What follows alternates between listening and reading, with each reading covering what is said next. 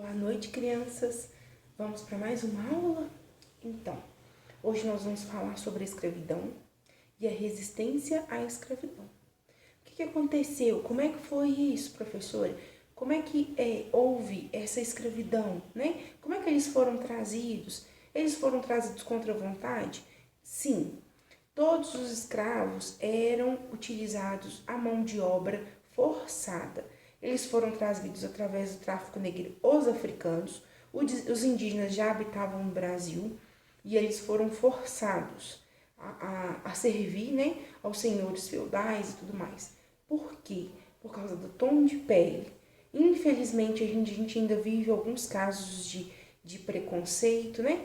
Mas a gente pode entender que isso pode ser resolvido, pode ser melhorado, e a gente sabe que hoje é crime, o preconceito é crime. Mas enfim, eles foram trazidos através do tráfico negreiro, eles foram obrigados a trabalhar em lavouras, em serviços domésticos, né? Aqui em Minas, onde a gente vive, em Minas Gerais, eles foram trazidos com o intuito de trabalhar em lavouras, né?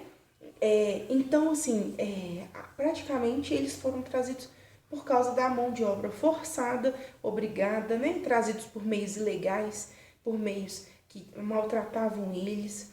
E aí, essa é a história, né, que a gente conhece, que é da escravidão. Agora vamos falar um pouco sobre a resistência a essa escravidão. O que acontece?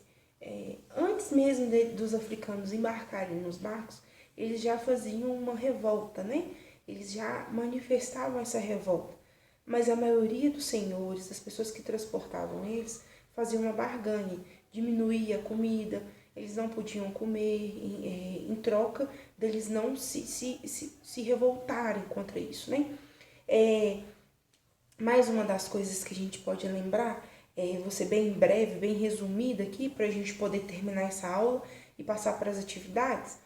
Então, o máximo, eles também fugiam, eles formavam os quilombos, né? Que no caso eram o agrupamento de pessoas escravas que faziam um acampamento e eles ficavam ali aglomerados e trocavam com outros lugares, né? Outros países.